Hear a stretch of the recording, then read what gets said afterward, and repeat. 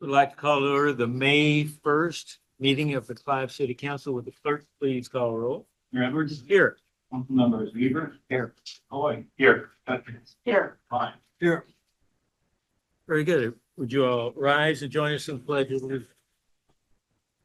I pledge allegiance to the flag of the United States of America, to the republic for which it stands, one nation, under God, indivisible, with liberty and justice for all. Next, we have approval of the agenda. I'm aware of no changes. For approval. Motion second, approve the agenda. Further discussion? Seeing none. All those in favor say aye. Aye. Opposed, nay. The agenda is approved. Next, we have our citizens presentation time slot. This is the opportunity for anyone to address the council on an item that is not on the agenda.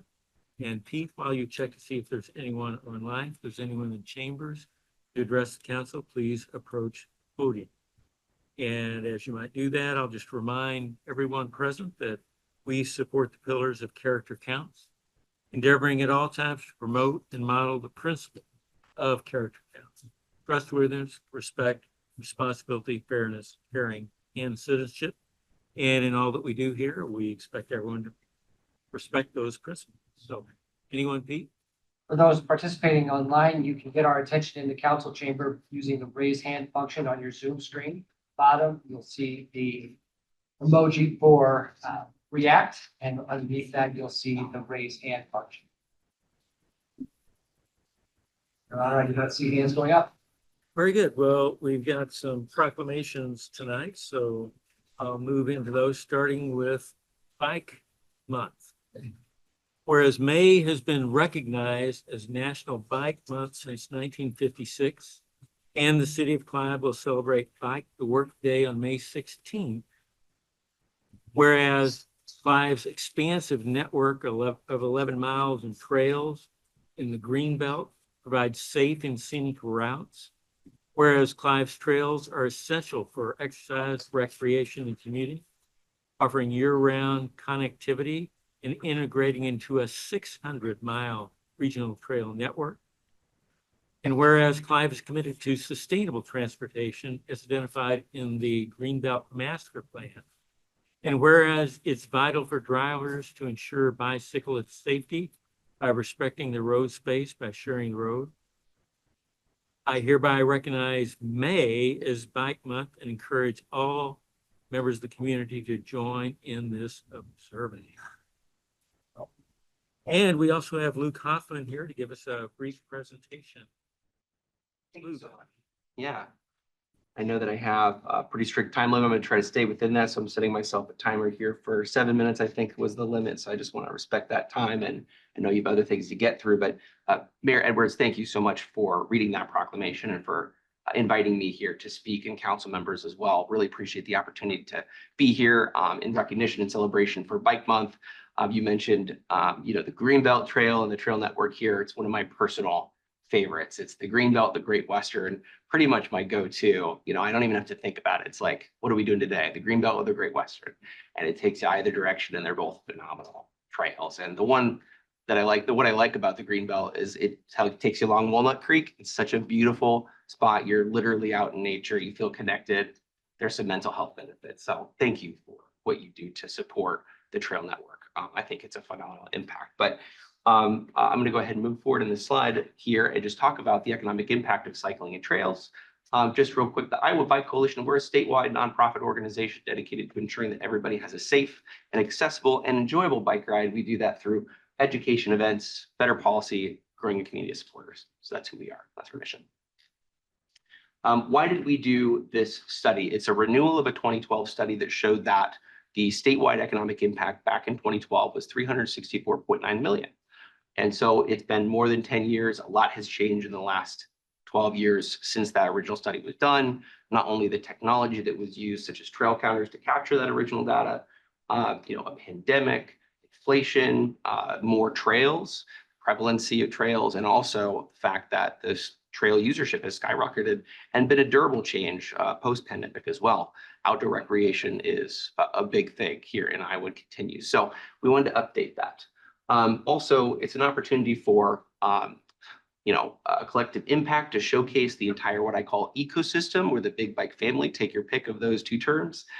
Whether you're a cyclist, a bike club, a trail user, a bike shop, a trail friendly business. I think about 515 Brewing or either or. I frequently go to those spots when I'm along the Greenbelt Trail or in that network, right? And so those are places that are near and dear to my heart. Trail friendly businesses, local government. We wanted to expand the scope of the original study and do it bigger, better, and with more robust data, so it could be even more credible than the original.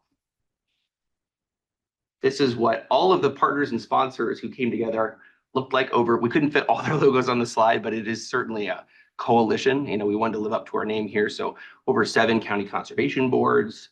We had MPOs, RPAs, cities, bike clubs, bike-friendly businesses all come together. The original study cost $4,000. This study cost $60,000. And we raised 100% of those costs from a lot of the partners that you see here. IEDA came in, Debbie Durham herself signed off on this as well to support it. So we thought this was really great to kind of showcase that collective impact, that we all came together with one voice to say, this is really important, showcasing this is significant for our state. So I mentioned that we used bigger and better data. So we use federal data. Here's a sampling of that. I'm not going to spend too much time, just in the interest of meeting those time constraints. Cycling and trails. So what's that 364.9 million number for today updated? It's 1.4 billion. And in fact, this number made national headlines already. And in fact, the study itself has generated more than $50 million of earned media across the entire country. And that is coming from, the 1.4 billion is coming from the 900,000 annual riders that we show in our updated study. That's 1 in 3 Iowans who will ride a bike in the course of a year. So it's part of our lifeblood. It's part of who we are as a state. And we should really lead into that identity when we're thinking about marketing ourselves, not only regionally, nationally, but internationally. So we're working with Iowa Economic Development Authority to use that moniker, the World Capital of Trails, if you've heard that term. More on that in a second. We also established that cycling is a top 50 industry in Iowa.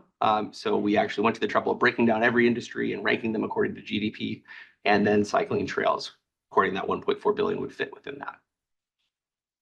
World Capital Trails, we have over 2,000 total trails according to Iowa Natural Heritage Foundation, another partner that donated $5,000 to sponsor the study.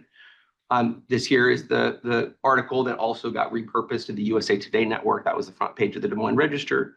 Got republished, multiple times, multiple different places across the country, and in that network, the USA Today network. So we are actively using that to market Iowa, and this is why we want to, say Iowa's a great place to live, work, and play. Look at all the trails, look at the outdoor recreation, look at the wonderful benefits that come from that. 21,000 jobs supported by this. Tourism, 13 million. Worked with IEDA on that. So health impacts, another component of the original study that we expanded the scope. 49% less likely to have poor mental health. This was another headline number that we thought was really significant for those who are frequent cyclists, experiencing an almost 50% reduction in chronic poor mental health. It's a pretty cost-effective investment in mental health, if I do say so. 28% less likely to have breast cancer if you're an active cyclist. 9,000 fewer Iowans with obesity because of cycling. 77% less likely to have colorectal cancer. We did a series of case studies. I'm cruising through all of this so I can have some time for Q&A, folks. There's a whole study available on our website.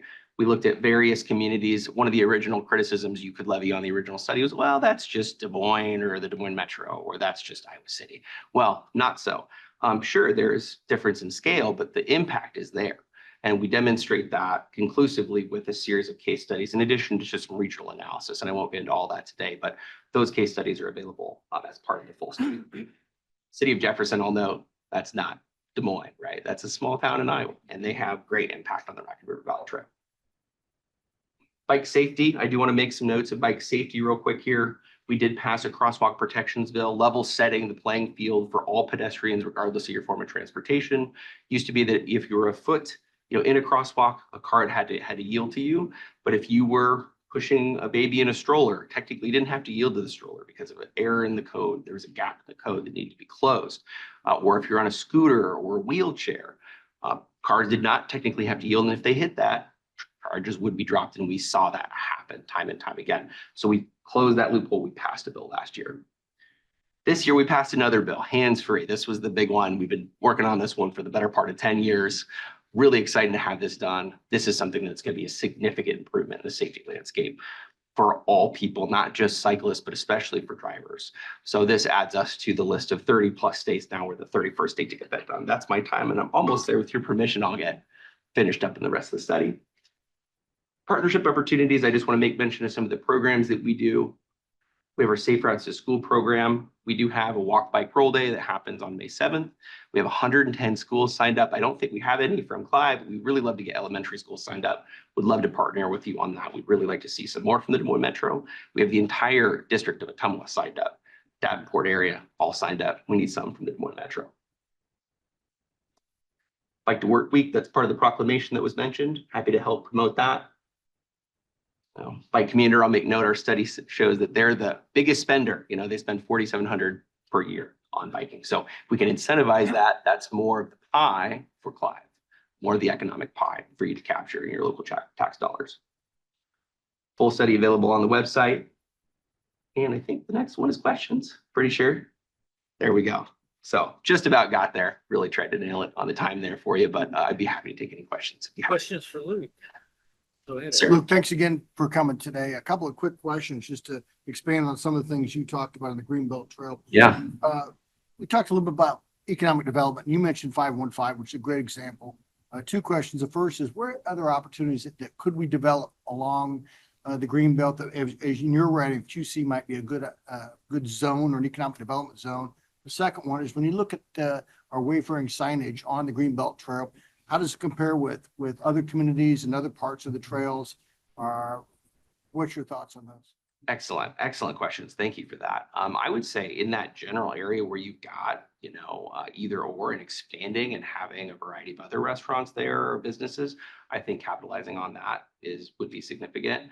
I'd like to take a closer look at that and get you a more definitive answer, though. Some of the information that we have in phase 2 of the study, I didn't get to this, but the DOT just funded phase 2 of the study already. We're doing a 99 county edition, which allows us to get more specific with that. And so we are going to be looking at Polk County specific results and even more granular than that. So if I could come back to you with a more complete answer at a later time after looking at that, and I'd love to share that additional data with you and take a look at it together. So that's answer to the first part. As far as the signage, I would say second to none, honestly. I mean, maybe the Trestle Trail is pretty equivalent with the Trestle Trail, that iconic, Trestle Trail. They have a lot of signage on that. But I would say some of the signage along the Greenbelt doesn't. I mean, that's what I tell everyone else to do. I say, look at this example. Look at what they got going on here. You got the artwork, it's all out in nature. I mean, y'all are doing great with that. So I hold you up as a gold standard to the rest of the state, honestly, when I'm giving these talks. Thank you. So really excellent job on that. I mean, just more of the same there, honestly. Yeah. Okay. Luke, you mentioned safety. Yeah. Do you guys have a policy position or best practices in dealing with electric bikes? We're seeing that a lot going on the Greenbelt. Great question. That's something that we're trying to grow. Yeah, we have, I don't know if you call it a policy position. We have a disposition, I suppose you could say. And the disposition is that if it doesn't require pedal assist, then it's a motorcycle and it shouldn't be on the trail because it's a safety issue. But there are classes, as you know, of e-bikes, and we were actually the entity that helped got that passed into code. I think it was 5 or 6 years ago when that got passed into code. So I think as long as it's pedal assist, it's fine, but we need to do better at, for sure, educating people on the best practices of trail usage. Passive signage in that case, I don't think it's necessarily going to cut it. I think we need more proactive programming on that and communications, because we do see a lot of that issues across the state, across the board. That's one of the #1 complaints.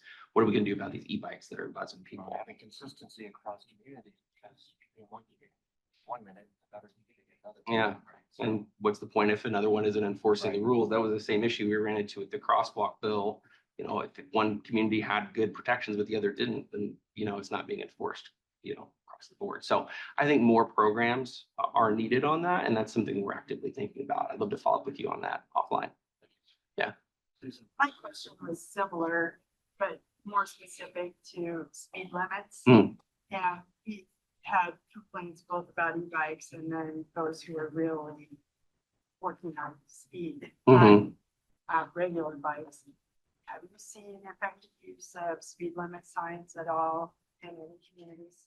No, and I've spoken about this with my staff who think about this a lot more even than I do. And I think, trying to capture someone's speed on the trail is it's very infeasible or it's not very feasible. So that's the difficulty there. I think there's some other mechanisms that we're exploring that could be better for enforcement in partnership with the DOT. I'm also the DOT's co-chair of their bike ped committee. So I'd love to take that to them and get some of that roundtable input at the next time that we do that in October when we meet, because it has been an active, like we've said, part of conversation that needs to be better addressed for sure. But that one just hasn't been something where I've seen it proposed, but I've never seen it effectively used.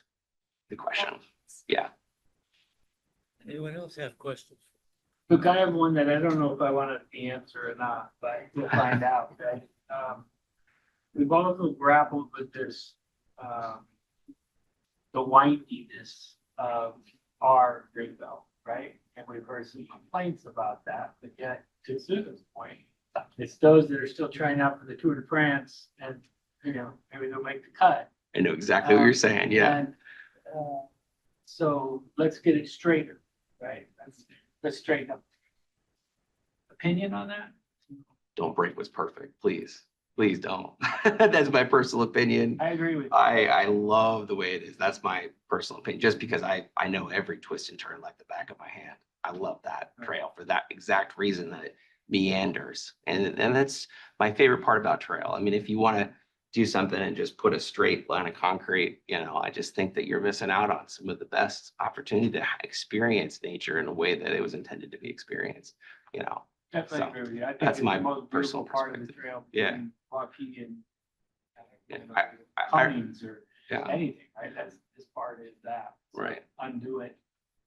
And then that connectivity with the Walnut Creek. I mean, I go sit on the bench, right next every time. I see that bridge and I see the bench and I go sit on that and reflect. Sure. I think that's just one of the most beautiful parts of Iowa, in my opinion. I'm all teared up thinking about it because I got a lot of memories there. Some of my favorite photos I've ever taken. I So appreciate that. I understand like the engineering concerns with like flooding and things like that. That's my personal perspective that I'll share. Okay. Yeah. Thank you. Anything else for Luke? If not, thanks for coming in. Really appreciate the time and opportunity, Mayor Edwards and council. Thank you so much for that. And I would love to follow up with the more specific results that I mentioned when we have this bill. So Thanks again, Luke. thank you for the time. Really appreciate it. Next up, we have our second proclamation on National Police Week. And we recognize National Police Week to honor the service and sacrifice of law enforcement officers killed in the line of duty. And whereas more than 800,000 law enforcement officers serve across the United States, including here in Clyde. And whereas the first recorded death was in 1786, there have been more than 24,000 officers gave up their lives, the line of duty. Whereas the names of these servants are engraved in the walls of the National Law Enforcement Officers Memorial in Washington, and 244 new names were added this spring. Whereas the service and sacrifice of all officers will be honored during an open house at the Clive Public Safety Center and at the National Law Enforcement Officers Memorial Fund's candlelight vigil on May 13th. Whereas May 15th is designated as Peace Officers Memorial Day. And in honor of all fallen officers and families, the U.S. flag should be flown at that. Therefore, be it resolved, the city of Clive will observe May 11 to 17 as National Police Week and May 15 as Peace Officers Memorial Day. And we salute the service of law enforcement officers in our community and across the nation. Chief? Mayor, thank you for reading that. It means a lot to everybody at the police department. So as the mayor read, Police Week's May is when we recognize officers that have given their lives, sacrificed for their communities. May 11th through the 17th is Police Week, and we're hosting our first open house May 13th. So if you're in town, come on by. We'd appreciate it. Everybody that can stop by that can. It's the first time we're doing this. We're getting our feet wet with it. We usually take part in other agencies' programs that they put on. This is going to be our first attempt at it. So it's looking pretty good. We've got Fairway on board bringing burgers and hot dogs. We got Horizon Event Center bringing up popcorn and nacho cheese machine, and got a lot of demonstrations. We're going to show off some of the stuff that we have and the capabilities that we have. So American, I appreciate you reading that. It means a lot to everybody, like I said, and come on out on the 13th. 5 to 7. Yep. Chief, I'm surprised that Councilman Weaver just asked you the time because you told me that if I showed up, that I'd have a chance to tase him. Yeah, well, be there at 4:30 and we'll get you set up. I got your back. Hard pass from the communications. Hard pass. Just a hard. I can maybe sneak you into the sim room, but the taser's off limits. Any other questions? I'd be happy to answer them. Great. Thank you. Appreciate it. Our next proclamation is Public Works Week. Whereas Public Works professionals focus on infrastructure, facilities, and services that are of vital importance to the sustainability and resilience of communities and to the public health, well-being of people in Clive and elsewhere. Whereas these infrastructure, facilities, and services could not be provided without the dedicated work of our professionals at all levels. And they're responsible for maintaining, rebuilding, improving, and protecting our transportation, water supply, water treatment, water resources, public buildings, and other structures. And whereas it's in the public interest of everyone to understand the work that goes into public work. And whereas the year 2025 marks the 65th annual National Public Works Week. Therefore, we designate the week of May 18 to 24 National Public Works Week in the city of Clive. And we urge everyone to acquaint themselves with the work performed and the effort required to provide the quality work that is done in Clive. And also to recognize the contributions the public works staff make each and every day to protect the health, safety, and quality of life for everyone. Jeff? Mayor, Council, thank you. Appreciate the opportunity and the reading of the proclamation. We do take time during May every year to recognize ourselves, appreciate each other for what we do. We feel we provide a vital service to make the community what it is, a community. And we're very fortunate to have a staff that does a very good job here in the city of Clive. And with the next item on the agenda, we'll talk a little bit more about that. Well, that's a perfect segue. So we're ready to learn about the public works process improvement. Tonight, we have Jeff Mess, our Public Works Supervisor in Sewers, to tell you about one of our new process improvements that we just recently put into service. Yes, we noticed with, we have that. Is there anything on We it? didn't have the presentation queued up for you. We didn't know. Okay, You could just. I'll wing it. You can do it. I can wing it. We, our old system, we had a trailer that had about 30,000 bags due to the old system where before University Boulevard was redone. And since then it was redone, we got the earthen mound all across to hold the water back.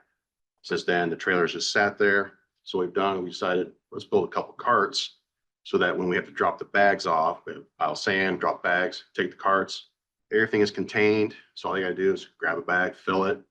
Everything's the one, we load them up in the truck, drop one off over at Lenan, the other one's over at Salvation Army now. Drop it off there. And so they can take what they need. So it's all self-contained. So you just drop it off, we go to pick it up, just throw it back in the truck. That old system, throw the bales out of the trailer, hope they stay together.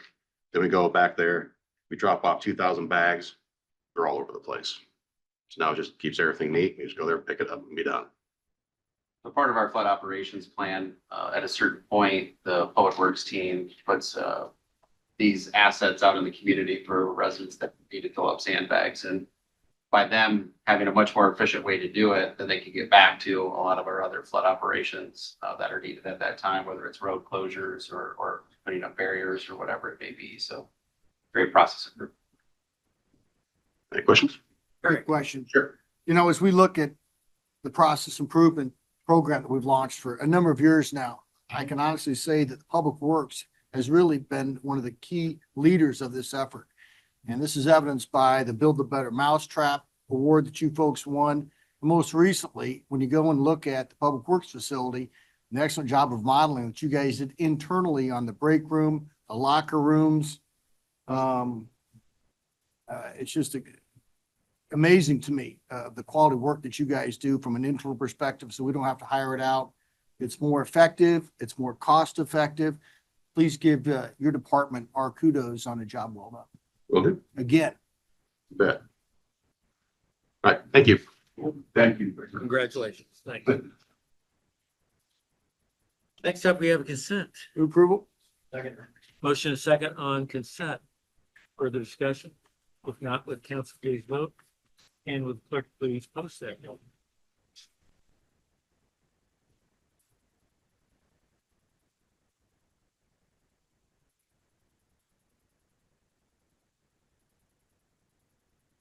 And that passes by a vote of 4-0. Next up, we've got a public hearing on Lenan Park as we publish the appropriate public notice. The public hearing notice was published in the Des Moines Register on April 14th, 2025. Very good. Richard.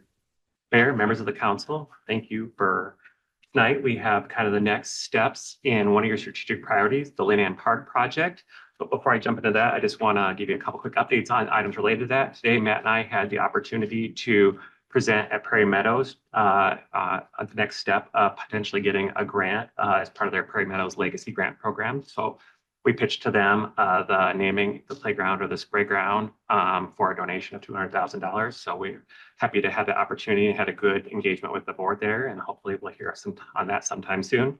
The second thing was, and I think it was briefly talked about as a public art discussion last time, but we received 16 proposals from 16 different artists, including at least a couple of Clive artists for the murals on the backside of the rec bay that would be in conjunction with the renovation project for the park. So a couple of cool updates before I jump into that. So here we are in the next step of this. The intent tonight was to have all the bids ready for contract award for you. But on April 22nd, we received bids for the 6 prime construction packages for the project. The first one is grading and utilities, second, concrete, third, asphalt, 4 was general building construction, 5 was landscaping, 6 was the splash pad. We are fortunate that we got bids on 5 out of the 6 of them, but we did not receive bids on grading and utilities. Unfortunately, that is the first thing to go with the project. So we need to get bids for that. We've reached out through our construction manager into potential contractors and why they did not bid on that. Some of it was just timing of when the bids were due, but there are multiple companies that are interested. Those plans were put back out to bid, and we do expect multiple bids on a rebid date here later in May. Richard, why would they be interested now and not 2 weeks ago? So I think part of it was just timing. They, it's grading and utilities on both of the potential contractors. When Hanson had a conversation with them, they had put the effort into getting the utilities part, but their grading people didn't. So I think it was just maybe timing of getting other projects going, things like that. But I know they're all interested and they will make sure to get a bid in next time. And we know there's other companies that will probably put a bid in this time as well. It was just one of those weird things because I know working with a lot of these projects, we typically always get a bid for that portion of it, but it's some of these other specialized ones. Hanson was maybe worried that we weren't going to get a bid for the splash pad, but we got 2 bids for that. So our recommendation tonight will be to rebid package 1, set the date of a hearing for receiving the bid for that package 1 on your May 22nd meeting. We're anticipating bids will be back on May 12th. The second part is to just receive the bids tonight, hold them over for your meeting on May 22nd to make sure that we get good bids. Of the 5 packages that we got bids for, it was approximately $246,000 under the engineer's estimate for that. So the 5 packages we got bids for were very good. So we just want to make sure before we ask you to award the contracts that we get bids back for that prime package number 1 and potentially have good bids for that as well. That's the hope at this point. So, and then the hope will be back, bring the 5 bid packages back plus the rebid one and ask you to award contracts at your May 22nd meeting. In terms of a delay, we expect this will have a less than a 2-week delay in actually starting construction out there. Right now, we've asked them to start by June 2nd. We've revised that to June 15th. So a late start date of June 15th on the rebid package 1. So we don't expect there to be much delay as long as we get good bids. on that. So keep you on the original timeline we had. Yeah, we're gonna be pretty close. Pretty close. In talking to Hanson, the way they're looking at it is, the hope is that we can get most of the principal construction done, except for maybe a little bit of concrete and landscaping by the time we butt up over the winter. The hope is that the restroom and splash pad building will be enclosed enough that they can continue to work through the building or through the winter. And then in probably April, May next year, that we come and kind of finish it up with landscaping and little details here and there. What we'll also have in the May 22nd meeting is the playground purchase. I don't know if you want to hit on just some color things that we're working. Yeah, so one of the things we want to make sure we get right is the color choices to match up with the rest of the park elements out there. So we continue to work with the playground manufacturer to make sure we get those just right. So that's why we're not able to have it on tonight's meeting, but it'll be on the May 22nd meeting. Richard, with that plan, first of all, out of your hands, right? I Yeah. mean, good work on the other ones. We're moving forward, all positive stuff. It's pretty exciting. That piece just didn't work out, but I think it will. If you're already thinking of going into the spring, how tight is your schedule this year? I ask that because what you're up to June 15th, July 4th isn't far away, right? Yeah, absolutely. And that's quite a park during July 4th. But I just throw it out there that it's gonna delay the whole thing, and it's not worth it. You gotta get it done at some point. No, in talking to Hanson, that was one of the questions that we asked them, would this delay us enough to really push a lot of the construction into 2026? And their feeling was that not very much more than would have gone now. And the hope is the biggest timing piece on that would push some things the next spring is if they can't get the building enclosed. So if they can get the building enclosed and they can continue to work on all the interior plumbing pipes and those type of things over the winter without having to worry about it. So they were still feeling pretty optimistic that if we get that, then we're not far behind and not pushing much into spring. So you're going to principally see the park almost completed, except for maybe some panels of concrete and some landscaping. We expect that most landscaping will probably still get in this fall as well. If we can see a fall, late fall, like we did this last year, we did quite a bit of work even in December. Yep. It's a good question about like the grading work's gonna have to be first. Yep. Right? I'm not sure how much of the park that is, but is that gonna shut down really after 4th of July for all those residents? Yeah, absolutely. We are working on, the park will have to shut down completely, probably about June 1st or June 7th, depending on what day they want to start. Their late, like I said, their late start date is June 15th, but they could start almost immediately after the 22nd if we get good bids and you guys will work contracts that night. It'll be completely closed down the whole time until we get that principal construction wrapped up, most likely towards the end of 2025. We expect that we'll likely be able to open a lot of the project by the end of 2025, just not be completely done with the little kind of final elements. Alternative location would be.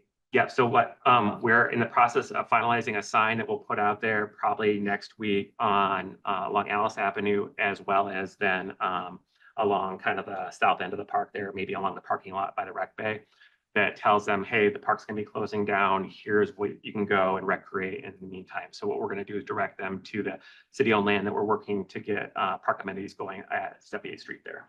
And that should be ready. Our hope is to get that about mid-June to have most of the amenities ready to go. So soccer goals, sand volleyball pits, walking trails, hopefully things that won't be too far behind that is just installation of some of the playground equipment.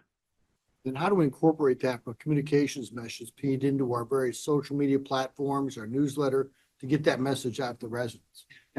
We are already, you plan to feature this in the West Des Moines Community Schools City of Clive joint newsletter that'll be going out in May. And then talking also about the temporary park that'll be opening up in June. So that'll be our best way to communicate specifically to the neighborhood.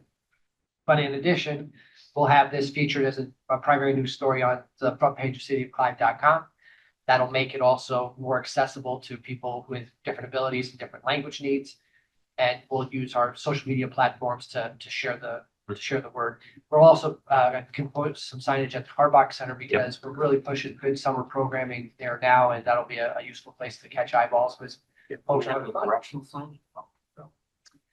We have not discussed directional signage down to the temporary park at this time, but We certainly could. So one of, I don't know if you remember the sign we did at Indian Hills Woods. We put up there on 98th Street. It was about 4 feet by 8 feet. That's what we're planning to do there. So what we could potentially do is maybe just put a map. You are here. and then draw some arrows down to that space and do that. And we're gonna have a QR code that has updates for the project page as well as the 78th Street Town Park as well. We've So- also talked with Crestview that they're gonna see a lot more activity on the playground space in the school area. That's actually probably where you'll see a lot of the load go. And we, I know Councilmember McCoy, Mayor Edwards and I, we were just talking about that earlier this week at our school, city collaboration committee that. And we're having a meeting on Monday to plan our next back to school bash, later in the summer at Crestview. And we're gonna talk, bring it up then as well, that they're gonna see a lot more kids on the school space outside of the normal school hours for the playgrounds and they've actually reinvested in them a little bit here recently. And we'll keep pushing the Harbox Center to make sure that, people know that's available. Just actually, since we talked about the Harbox Center about 2 months ago, we've had almost 200 new additional membership signups. So we're continuing to push that as well. Because the diversity and the demographics of that neighborhood, have we looked at bilingual signage to help out some of those families over? Yeah, the intent is to do that in both English and Spanish. So that, 4x8, you can get a lot of territory you can cover there to put some stuff. So we don't want to have too wordy, but, we can also put more things on there. Print newsletter with us and the school district also goes out in both English and Spanish. So to Ted's point, that is a great plan on the signage for how to get there, right? No way signing. I'd like to, and I think we missed the opportunity with the city, I think, or the school, I think they're totally on board, but getting kind of their permission to also say, go to Crestview, right? Openly say, Crestview's here, but you're still gonna have a lot of folks that are utilizing Lenan that aren't gonna be comfortable walking down the university. Yeah. Basically is where it is, right? And that's quite a walk, and then to come back up that hill with 2 or 3 little ones is gonna be quite the work as well for the parent. Yeah. But if we can push them to Crestview, openly push up with Matt's blessing on that, right? Talk about it. The school Yeah. board, we can do that. We'd be happy to do that. Yeah, just And maybe then- pull spaces on the map. Yeah, the only last suggestion I'd be is some kind of handbill to hand out, right? Some kind of flyer to hand out. You look at the place last Saturday, it's packed. Yeah, right? it is. And we could probably have staff wander out with those handouts and just hand them to people as well. Yeah, dual language handouts, but you probably had 100 people in there Saturday hanging out. It was a family gathering type of thing, a couple of them. Do some handouts. I don't think they're going to be opposed to that. Yep, we could absolutely do that. Appreciate it. Any other questions for Richard? Move to close public hearing. Motion is second, close public hearing. Before we do so, is there anyone in the chamber who wants to address the council on this matter? Seeing none, will the council please vote? And the clerk please post that vote.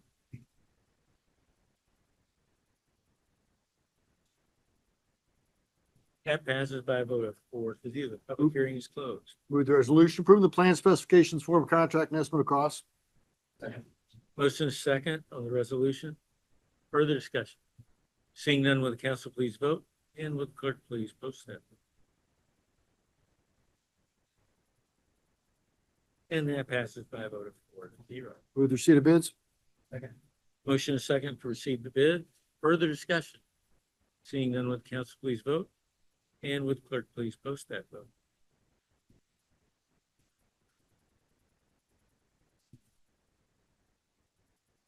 And that passes by a vote of 4-0. Move the resolution setting the date of public hearing for 5/22/25 at 6 p.m. to consider plan specifications and taking bids for package number 1, grading utilities for Lenant Park project. Motion is second on the resolution. Set the public hearing.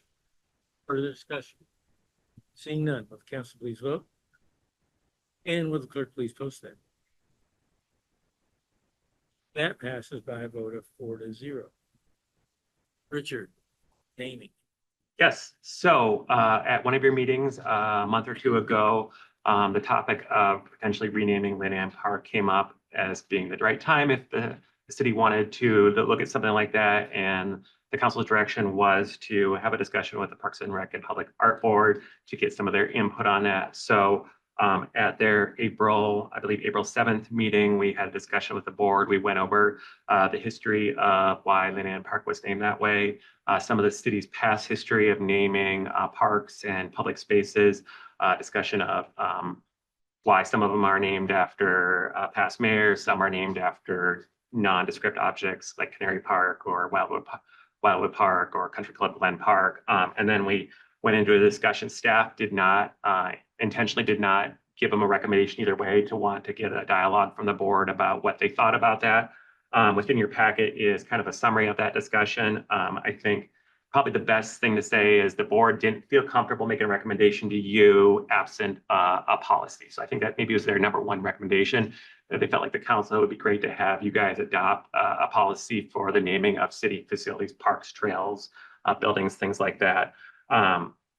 One of the things I think was a concern from some of the board members was if you change the name of the park, would people not know where it's at or what it is anymore, especially kid-oriented. I think Jeff Lucas and I, after just talking to the kids, none of them knew the name Lynn Ann Park. They know it as Red Park. So I don't think that's so much a kid thing. That might be an adult thing, or people that went to Clive After 5 type of thing. Kids. Oh, you go way back. I know, right? Actually, that came up as part of the presentation today. Presentation, yes. Is this the part that it's actually dust up in the afternoon. Oh, Clive After 5 used to be, and I we're remember like, seeing Chris there 15 years ago. Also kind of dialogue talked about, a cost. If we change the name of it, would there be cost to the city to change the name? Probably not a huge consideration since we're doing new park signs for the park anyway. And it's pretty easy to change the name on digital records and when we reprint things. So probably not a huge things there. And then talking about like cultural considerations, because the population that lives in this neighborhood seems to turn over quite a bit, that maybe that would be a consideration if you looked at renaming it. So, if you have a very big Asian population and they recommend, maybe an Asian themed name, and that population turns over in 5 years, and then there's no that tie to that anymore. So concerns that if we did look at a renaming, we want to be considerate of like how that the population comes and goes and changes over the time here. So ultimately, like I said, their recommendation was to let you guys make the decision on how you want to approach that. So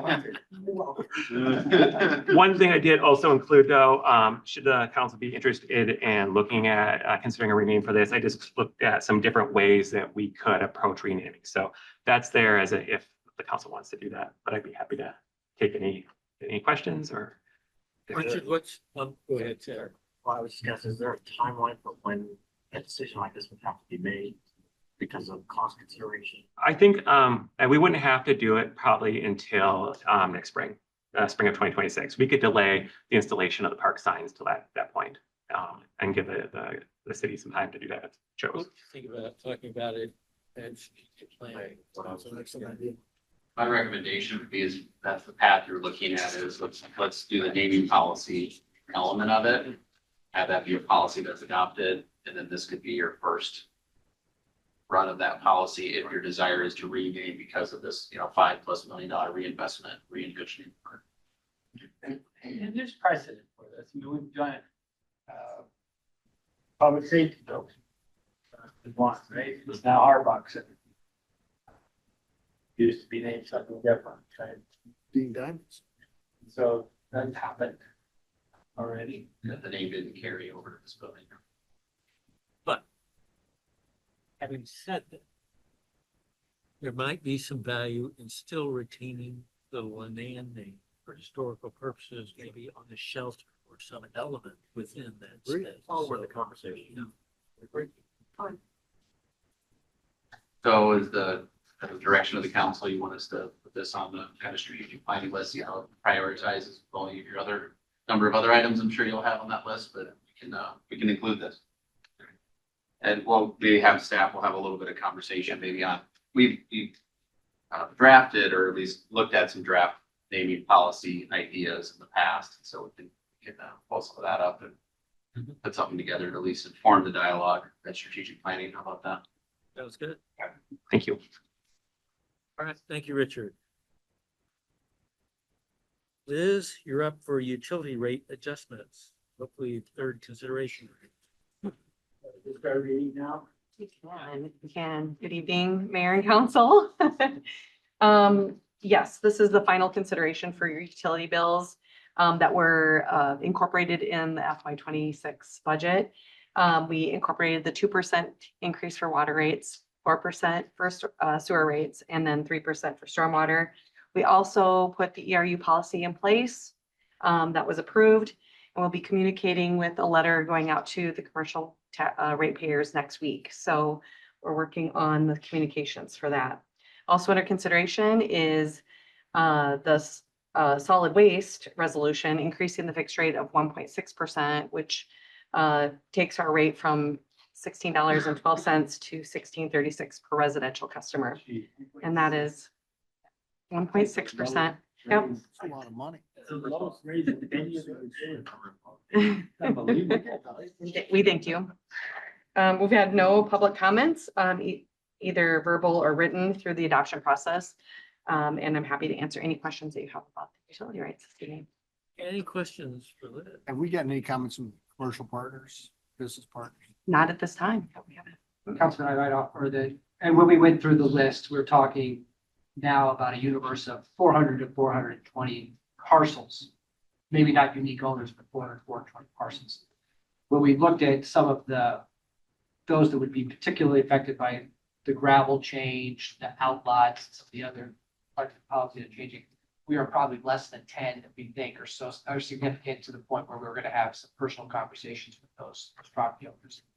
That said, because of our process that we're using now to get more accurate and timely billing to those commercial property owners, we are going to go straight to the property owner. And that will be a significant change because a lot of these bills are today sent to a tenant or sent to a management company or somebody else. So there is going to be some important pace work for us to do as we go through it for the first few months of billing to make sure we're getting paid, to make sure they're not confused, and to make sure everybody believes that we're fair and accurate.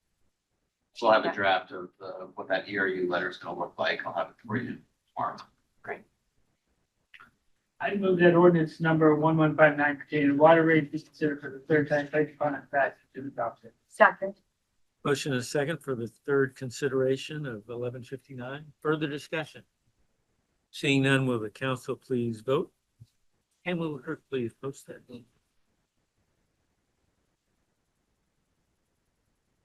That passes by a vote of 4-0.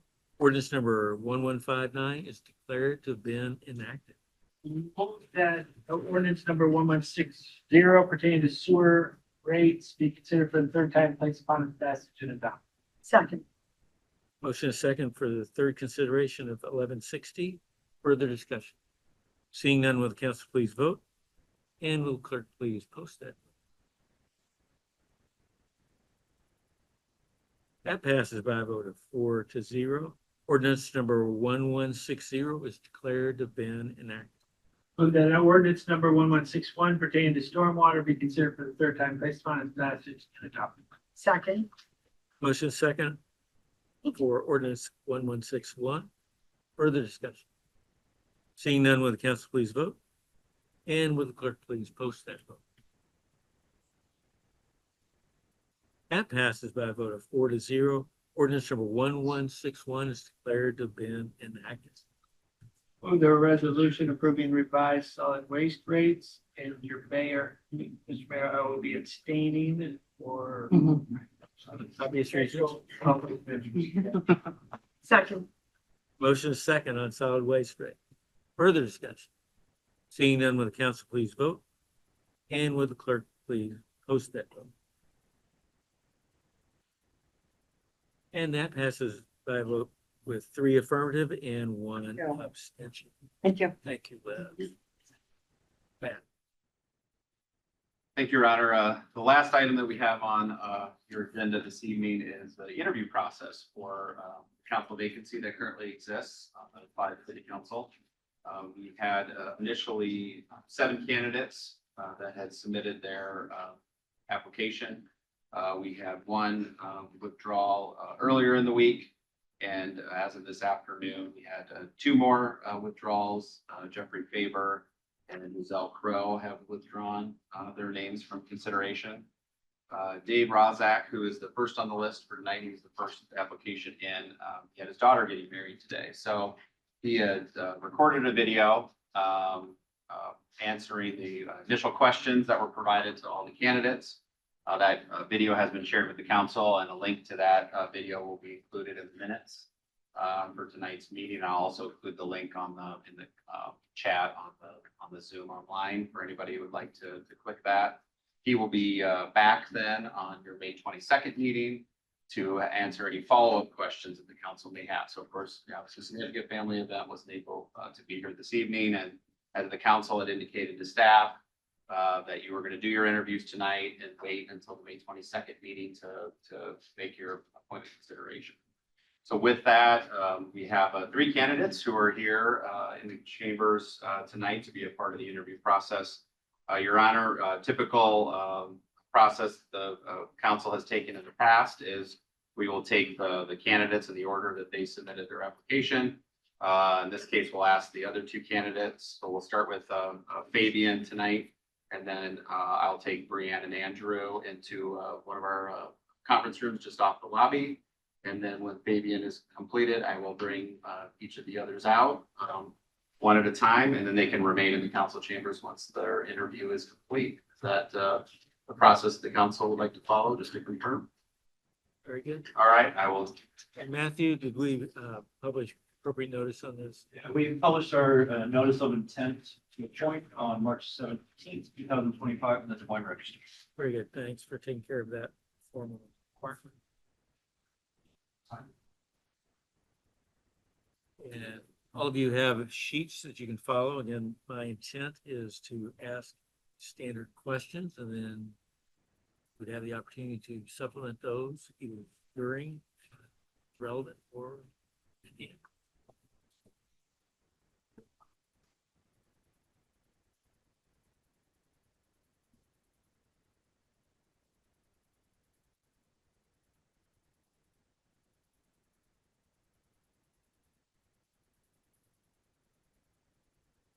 Please come forward.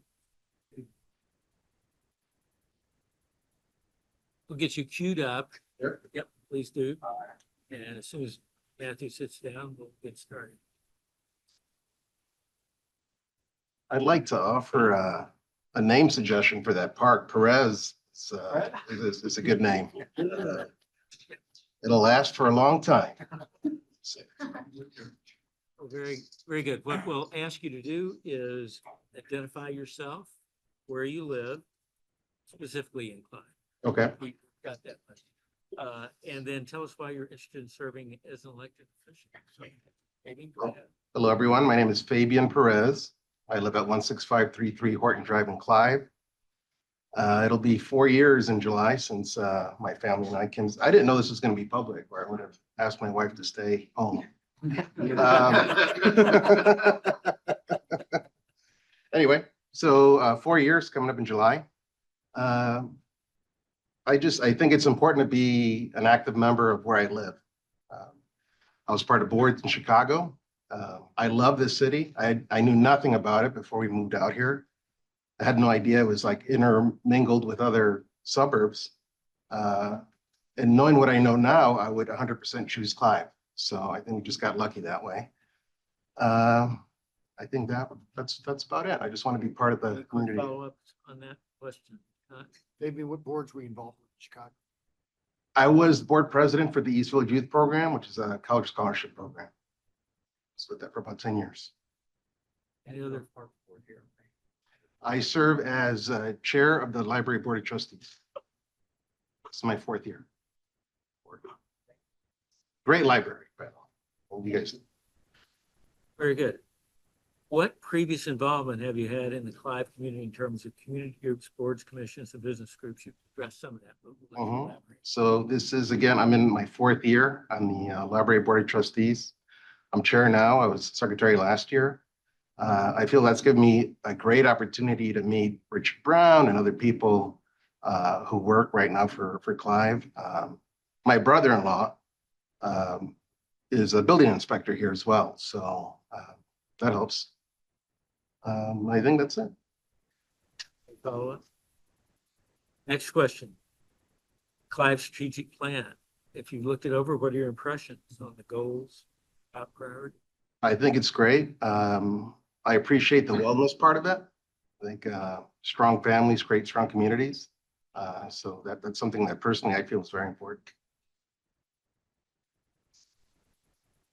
Eric, go ahead. Yes, sir. One of the priorities we've had in Clive, Fabian, is working with fellow communities and the regionalization efforts. We've done that with our fire department, with our police department, with Westcom, with the dispatching systems. We're always looking for ways for process improvements, performance efficiencies.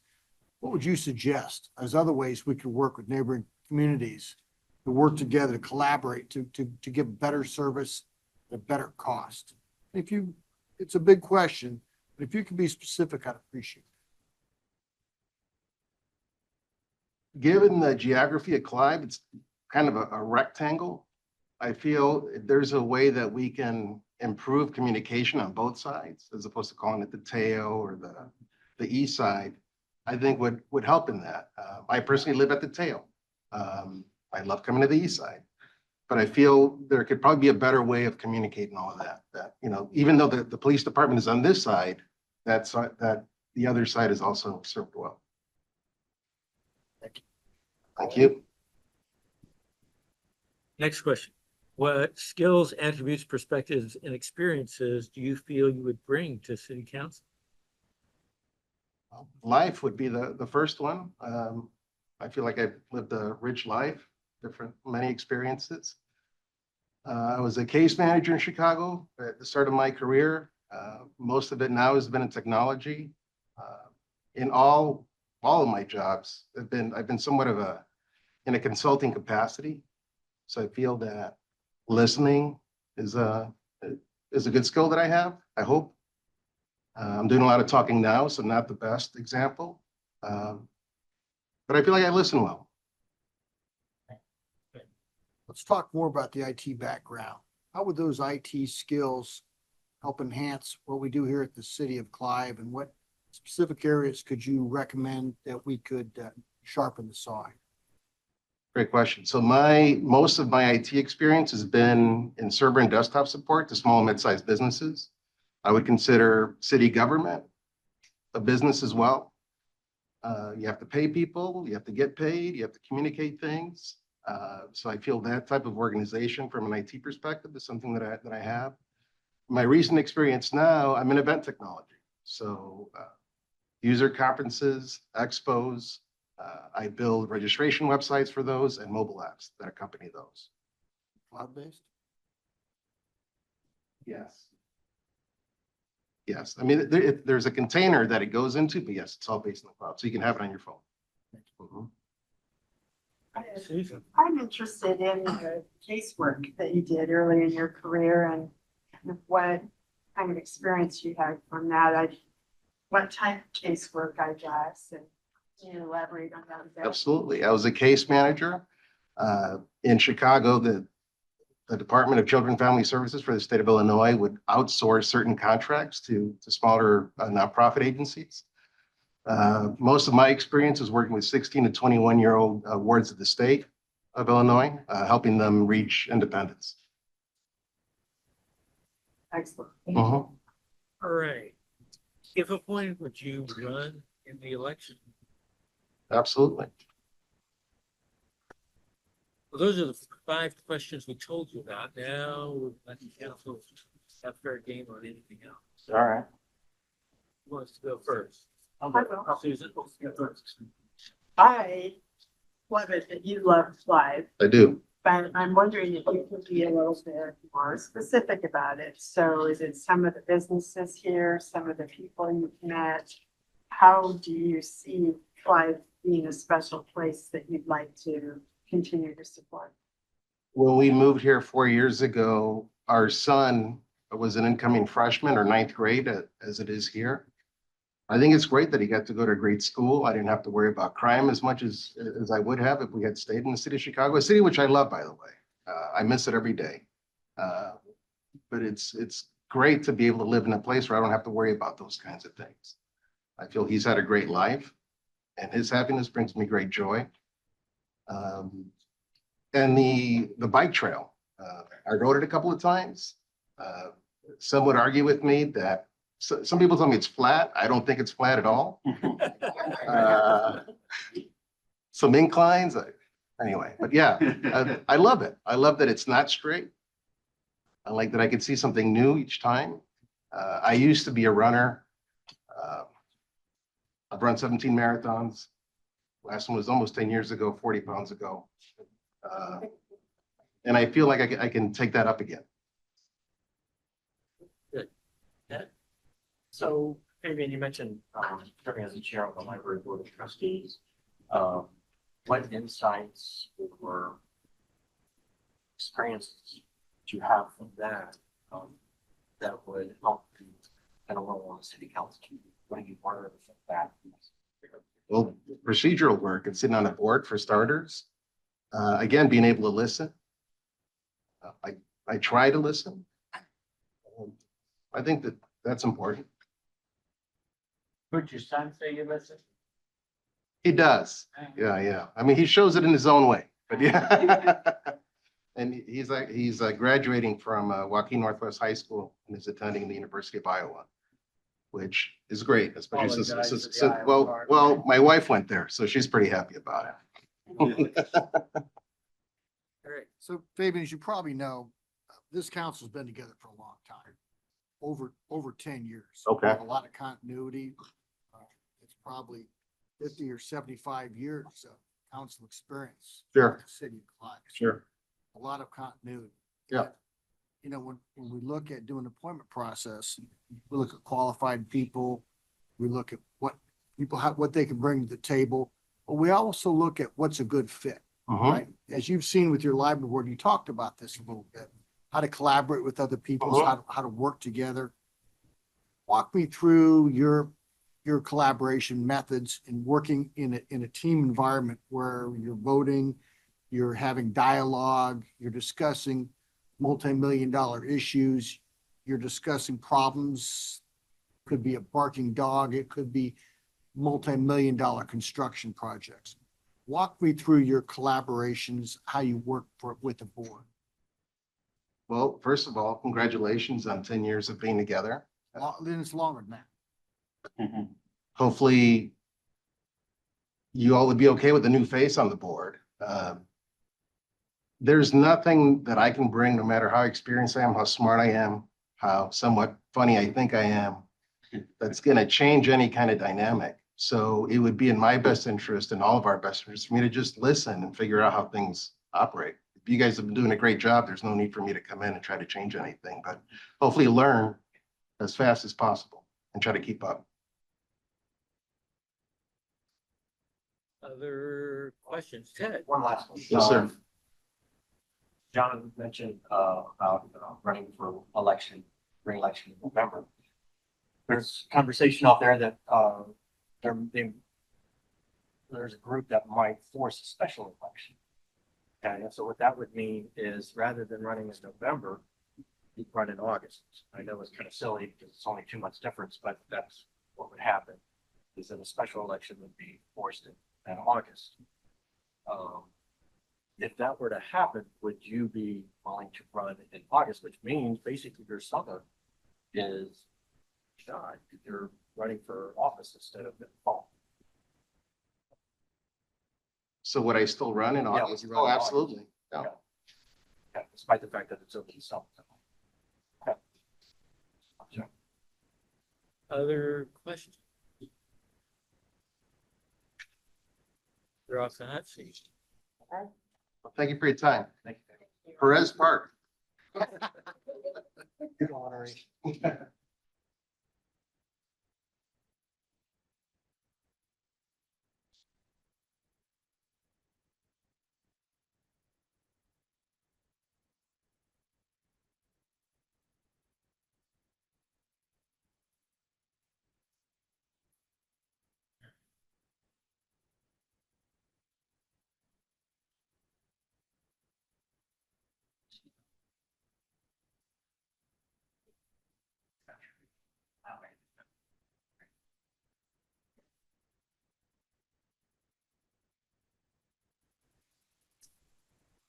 Welcome. You could identify who you are, where you live, and Tell us why you're interested in serving on the council. Yes, I am Brianne Hawker. I live at 1830 Northwest 88th Court over on the far east side of Clive. I went to my first city council meeting. I think I was about 5 or 6 with my dad. He was the local government teacher, and I've been following city council stuff for a long time since then. Specifically here in Clive, I would like to increase the diversity of the board. As a young woman who lives on the east side of Clive, as you can see, there is one other woman on the board, and I would like to join that. For the last census, the median age of Clive was 38. I would also fall within that demographic. And then the east side, I looked up all of your addresses, and a lot of you live on the west side.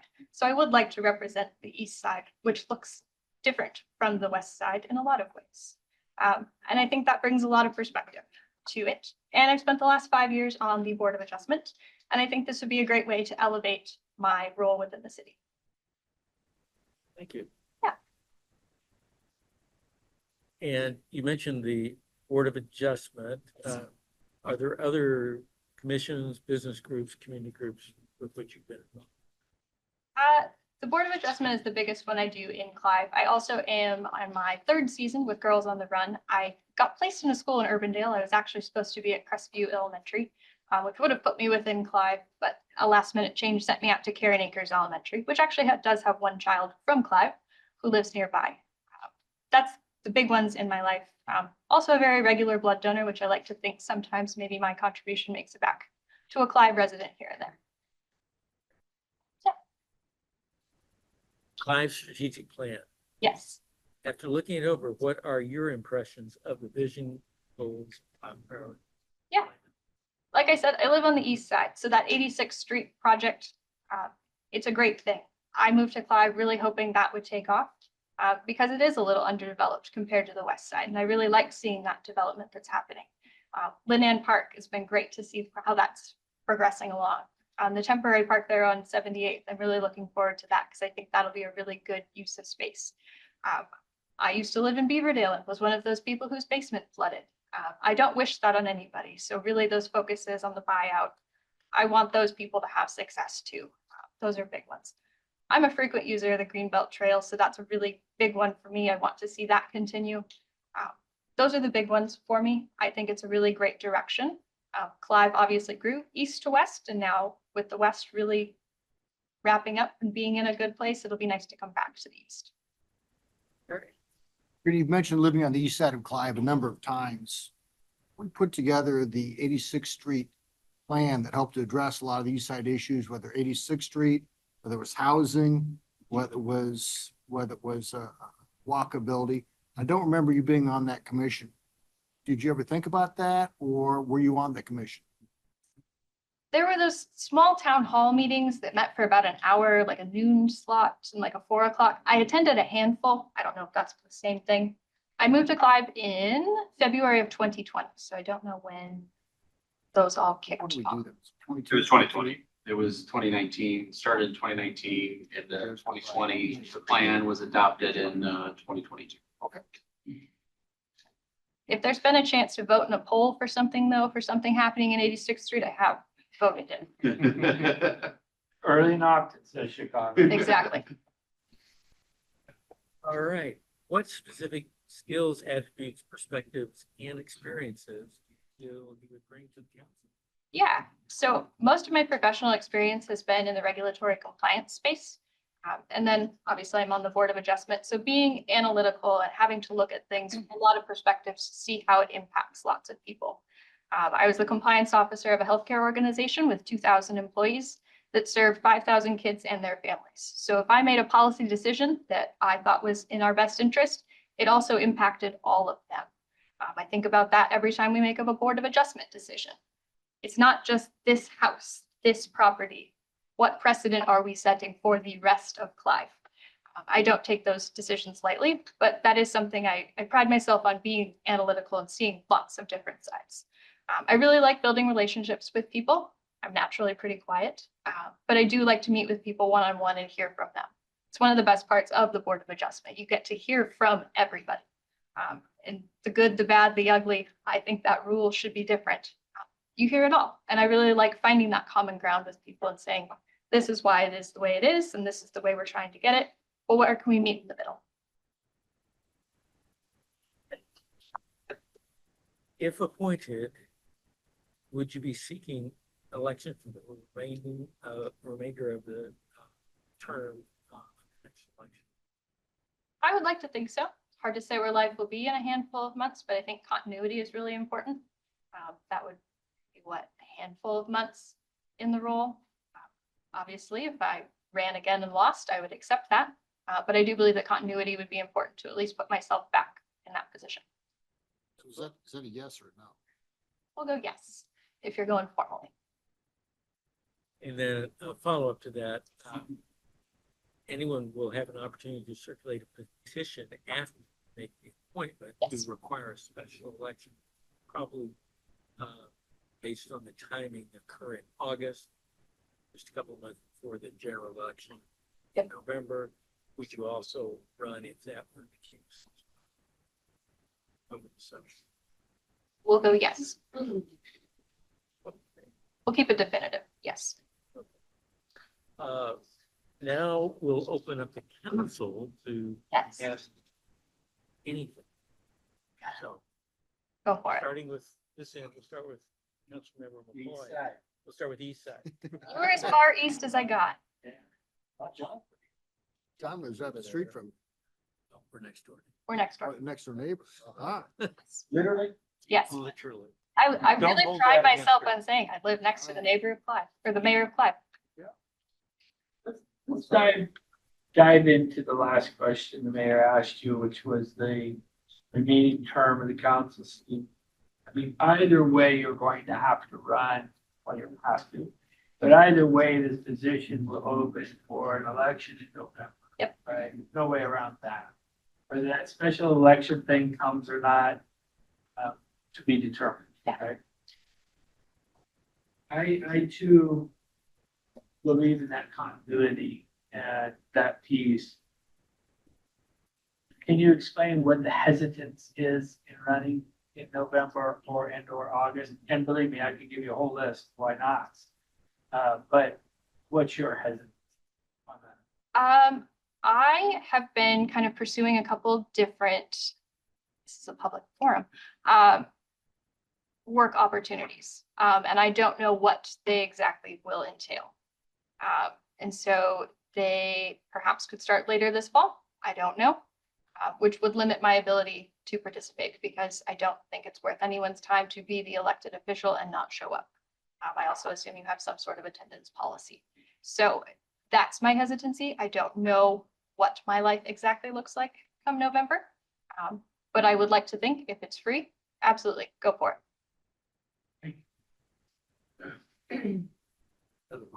Oh, Susan. I'm interested in hearing a little bit more about your work with Girls on the Run Yes. and some things you may have learned from that that you think might be of relevance to the city. Just a few more specifics.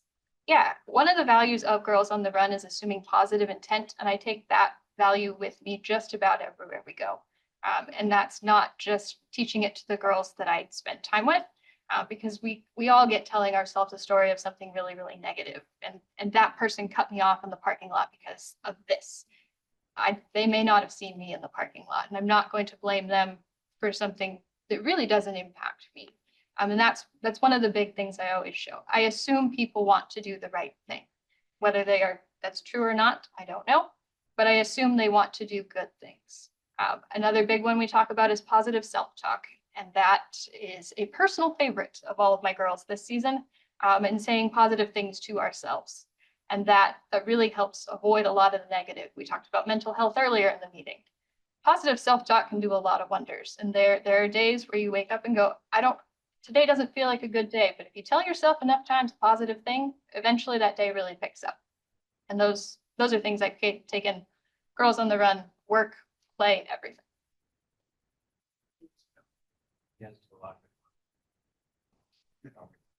95% of the time, it is great.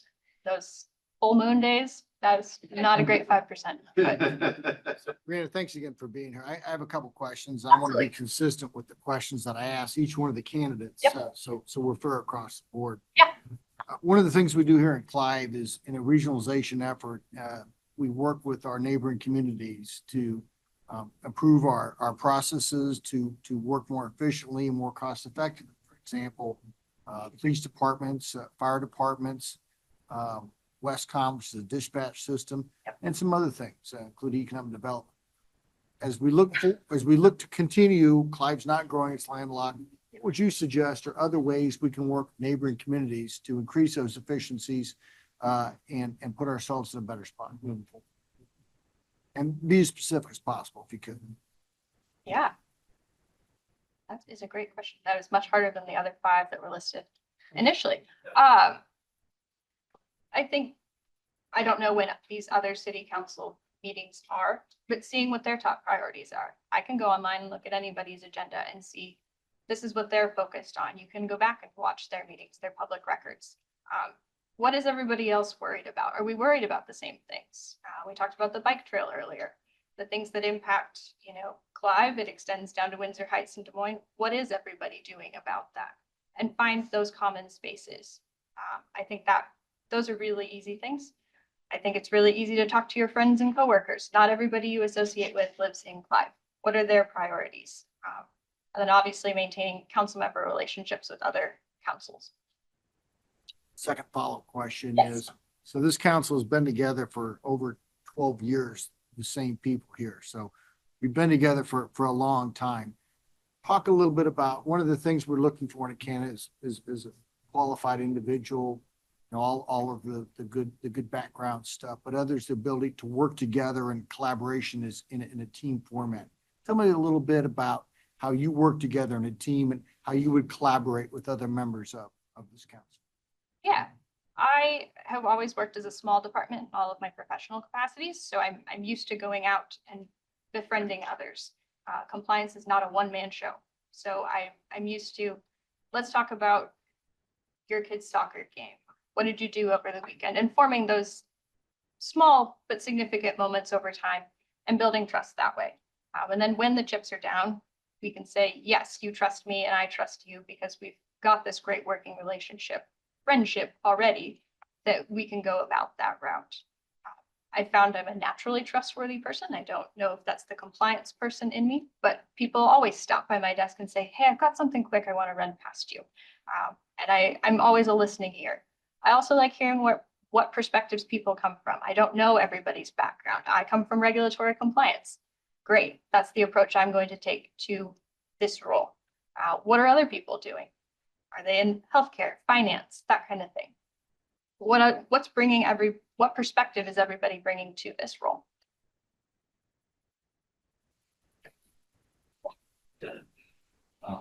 Great, thanks again for being here. You mentioned that you served 5 years on the DOA. I guess what first brought you to that? How did you get that appointment? And then secondly, what you learned from that experience you could then bring to the council?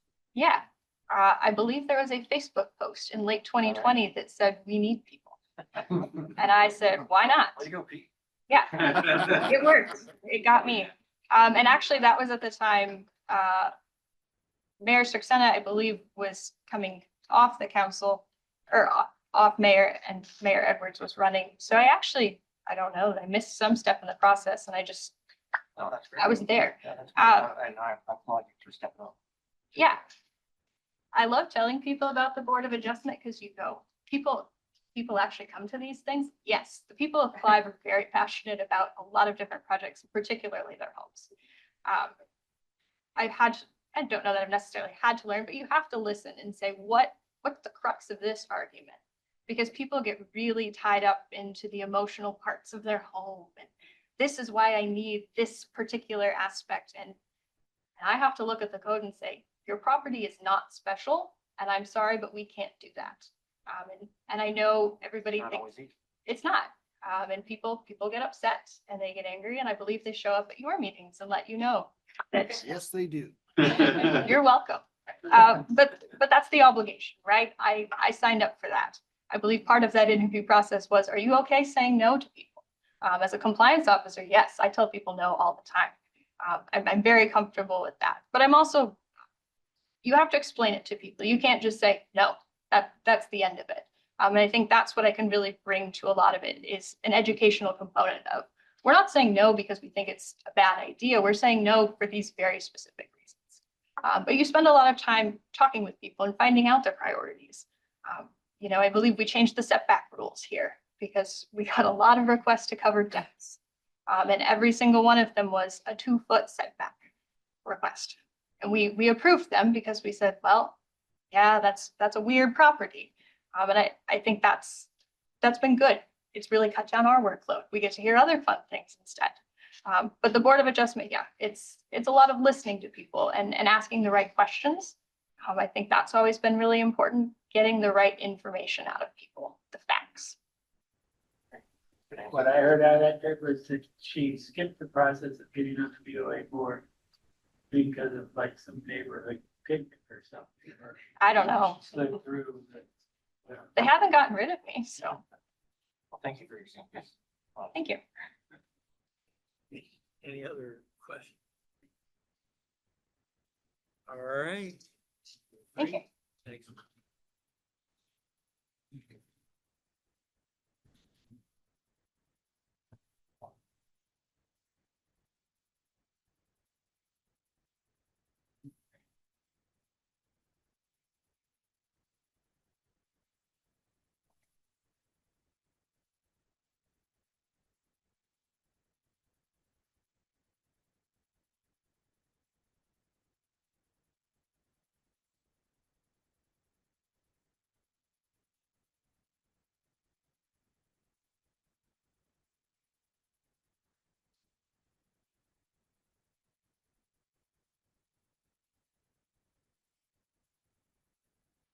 Welcome. Evening, gentlemen. If Ma'am. you could identify yourself, where you live, and then tell us why you want to be in this office. Sure. So my name is Andrew Bovard. I live at 2125 Northwest 134th Street, just off the Walnut Creek, Clive Greenbelt. Lived there for about 4 years. Why I want to join the city council has 3 parts. So the first part is service. So I have served and I love to serve. My time in the Army taught me the criticality and the beauty of public service. I believe that one of our greatest gifts as members of a democratic community is the ability to step forward and say, I will serve, regardless of age, wealth, race, gender, or creed. The second reason why I want to serve is that I have 4 children under the age of 8. I have an 8, 6, 4, and 2-year-old. All of my children have lived in Clive for at a minimum half their life. I owe it to them to work tirelessly to help achieve Clive's mission of being a beautiful and safe city with exceptional family living. This is their hometown, and I want them to carry that forward for the rest of their lives. And then the third is what I believe I offer. So I believe that I offer something of value to the community of Clive. My work as a process improvement consultant focused on strategic efforts to reduce waste, minimize redundancy, and maximize efficiency nests well with the work the city wants to accomplish across all of its strategic objectives. I believe that my perspective as a member of a younger generation will provide unique ideas and help our next generation make their voices heard. Thank you. Very good. What previous involvement have you had in the Clive community as far as community groups, boards, commissions, business?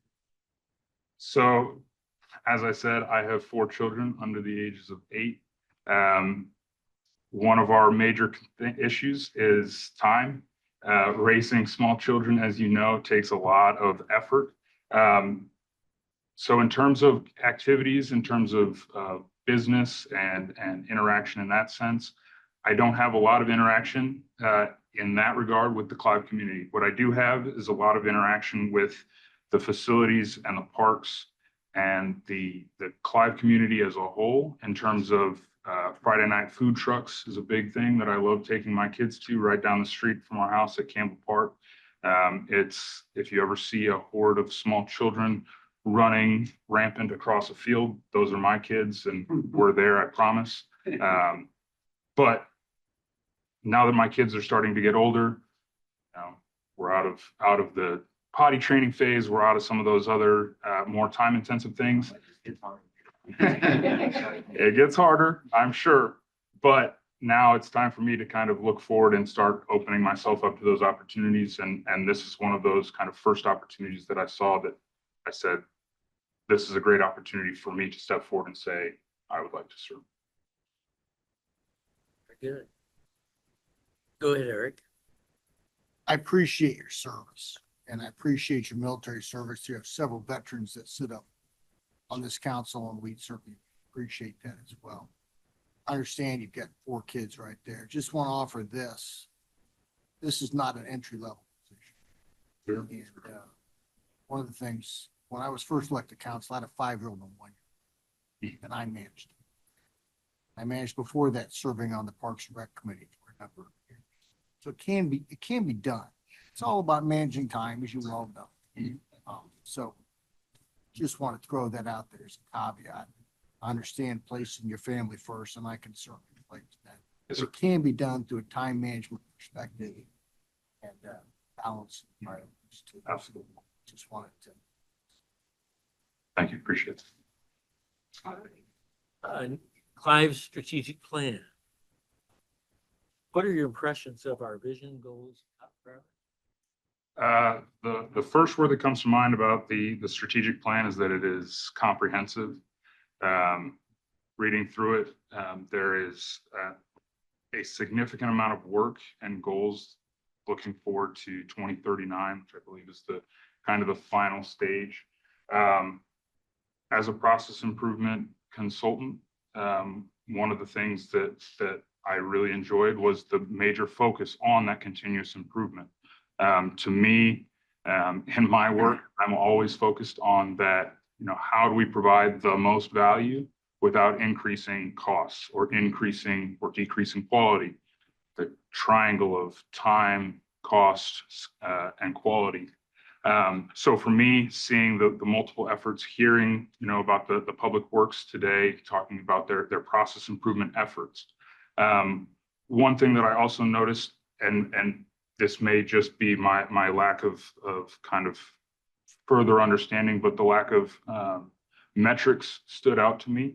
I think that if we're setting goals and we want to reach those goals, having solid metrics and attainable metrics to reach for, I think would be a way that we could improve the ability to communicate our progress on some of these larger strategic efforts, whether it's a metric of, we want to achieve 3 of the 5 of these bullet points by this date. That would just be a small recommendation that I would make. But overall, I thought that the breadth and scope of the strategic plan was very impressive. Just one quick follow-up. We did maybe perhaps go through it on the public, but we anticipated form that plan is filled with metrics.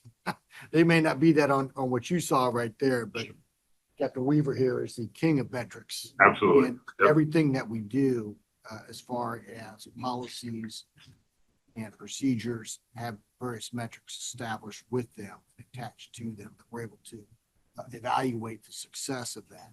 And it could be as simple, I remember a discussion we had with snow removal, right? What are and you'd be amazed at how you can break that down into metrics of when you kick that in, how much it has, how much accumulation, the timing on that, the level, do we pre-treat it, we're not. So we do just we do a ton of metrics with all of our policies. With that said, there's always room for improvement. Always room for improvement, absolutely. Having that type of skill set certainly could be beneficial. Agreed. All right, next question. What specific skills, attributes, perspectives, and experiences do you feel you would bring to the council? So as I mentioned, I'm a process improvement consultant. So that is what I do. I look at processes. I facilitate strategic discussions. I lean very heavily into the data, the metrics that you were referring to. So I think from that perspective, I bring a a uniquely direct perspective into those metrics. And I believe that work that I do and the methodologies that I utilize, whether it's, Lean Six Sigma, value stream analysis, process mapping, all of these different tools that we utilize in my business, are directly applicable to the work that we do here in the city. And I would love the opportunity to apply those tools and see where I can be of service in that regard to help further the already important and effective work that they're doing with, as we heard today, the Public Works Department. They are doing it. I would like to add to that and hopefully add my expertise. You black belt? Green belt, working on my black belt. Final question. If appointed, would you seek election if the election were held in November? Follow-up, it's the opportunity, anytime we make an appointment for someone to circulate a petition asking for an immediate election, which would probably be around August. And would you be willing to run in that election? Well, Yes. that is the end of our 5 questions we let you know about. Now it's a free-for-all. So, council members now have the opportunity to ask anything. And your children have a favorite park? Campbell Park is our favorite because we can ride our bikes to it. So they love going to Campbell Park. Food Truck Friday also helps because they can get snacks.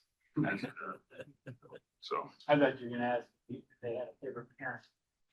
Oh, go ahead. don't ask me that. This is being recorded. I'm not answering that question. So, I see you spent 7 years in the Army. Yeah, thank you for your service.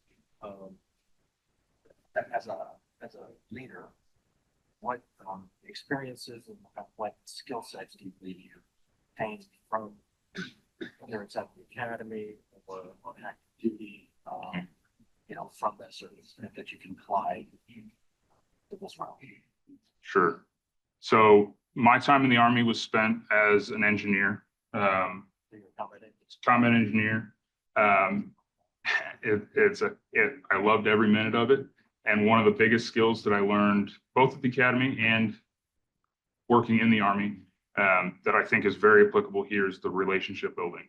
So I don't know if anyone's familiar how it works with engineers in the Army. We work in very small units that get sent to work with other units in order to fulfill their needs, engineering, whether it's horizontal construction, vertical construction, which is not what we did, or combat engineering.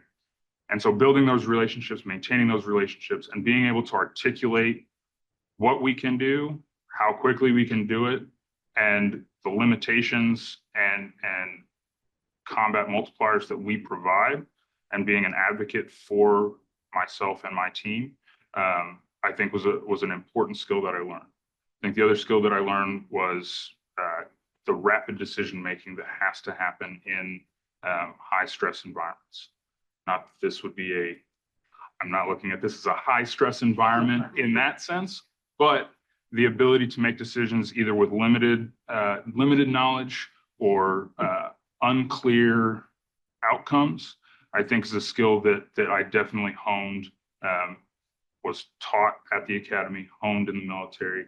And I think it is an applicable thing here in sort of the nebulous, not always clear decisions that have to be made in certain circumstances that I'm sure you have all faced at times in this chamber. Eric? I want to be consistent with my questions. I've asked all the candidates this, so want to make sure I can be consistent with the questioning. Two questions. One is Clive is landlocked, and because we're landlocked, we have a regional point of view where we look to partner with various other cities, Urbandale, West Des Moines, on various departments where we can improve those processes and make them more efficient, but also use that for a cost reduction. So for example, our fire departments, our police departments, in that nature. So I would ask you as a process improvement, what other ways do you think we could partner with various other communities to improve what we're doing here from a performance perspective in certain areas, and be specific if you could as to suggest?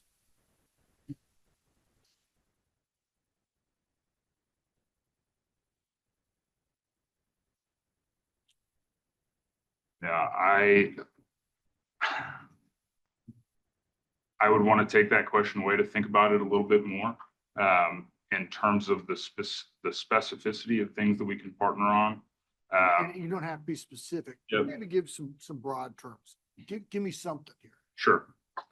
So I think one of the biggest challenges that we have as a landlocked city is our access to other areas. So as an example, the construction that's happening on Country Club Boulevard is a pretty significant thoroughfare through my neighborhood, that the communication for closures on University and the closures on Country Club Boulevard, certain other items were communicated, but they weren't communicated to everyone.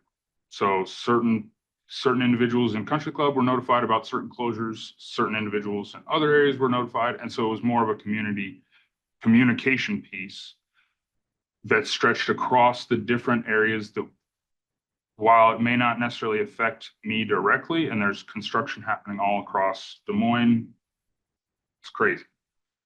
But the communication piece, I think, as it impacts people traveling between Clive, West Des Moines, Urbandale, Waukee, all of these areas, I think can be improved in the sense that understanding when these things are happening, how it will impact, and the second and third order impacts of traffic, daily movements, if there's delays, things like that. Or in the case of the Country Club Boulevard, they were done a day early, right? So communicating that, hey, we're done. Let's like everybody back on this road. But it took everybody about a day and a half to figure out, hey, we can actually get through here. So I think from a communication standpoint and being able to articulate the wins, as well as the inevitable delays, I think would be a way that we can improve and provide a better service to the community. Second question, again, just to be consistent with everybody. So this council has been together for over 12 years, same people up here. So we've got a good continuity up here. Talk to me, Andrew, a little bit about your collaborative ability and how you work as a team member, and how you think you would fit in and to this council. Yeah, so my main goal whenever I come into a new team, which is pretty consistently with working through projects and doing different things, my main goal is to figure out what is the missing piece, right? So you all have your areas of expertise. I see lawyers, finance, executive, waste, so all those things. all the dumb sales. Right. So everybody kind of has their piece of their expertise and that subject matter expert that they can bring to the table. I have my piece that I believe that I would bring to the table. I also feel that the main thing in any situation is learning more personally about people, being more open with, who you are, establishing those rapports, building the relationship, introducing you to my 4 feral children that hopefully won't, stain anything and not bite anybody. But there you go. There we go. So for me, it's what happens in this chamber is important, but I think in terms of what you're talking about, the team building and the understanding of how we work as a team, it happens not here, it happens outside of here. And that would be one of my main goals is building that, leaning on you, because like I said, I am from the younger generation. And so where I look and where I see the advantages, as having been here for 12 years, I have so much to learn and the mentoring that can happen, that needs to happen, because at some point, whether it's, 5, 10, 15 years, there will be a new generation that needs to have the knowledge that you all have. And so if I can be the conduit or be the start of that, that's what I would really lean into and try and fill that role of carrying that forward. I just have Oh, one go ahead, last, Ted. this is to comment, and that's really for all three of you. This is hard to do, right? And it takes something to stick your neck out and make the effort. So I just want to commend all of you and thank you for coming to be part of the process. Thank you. Just to add on that too, and I appreciate you guys all coming out. Ted's absolutely right. It's not easy. There's a lot of steps. It's a lot of work, right? Putting your letters together, having to come in here and answer difficult questions, learning about everything right there. So I appreciate it all, regardless of what happens. I hope that you will continue your service or get on and it creates some new service opportunities for board or commission. But also I appreciate all the work that you folks have done. Board of Adjustments, Library Board, just raising 4 kids. That's a lot. So really appreciate you guys coming out. Well, I don't think we've done that. Thank you. We'll see you all on the 22nd. All right, we do have the option to fill the vacancy this evening, but my sense is we would not do so. Wait till the 22nd. Yeah, that's not. We'll move on to the next item on the agenda, which is correspondence. Anything to add on that, Matthew? Very good. Then we'll move on to reports. Pete, we'll start on your.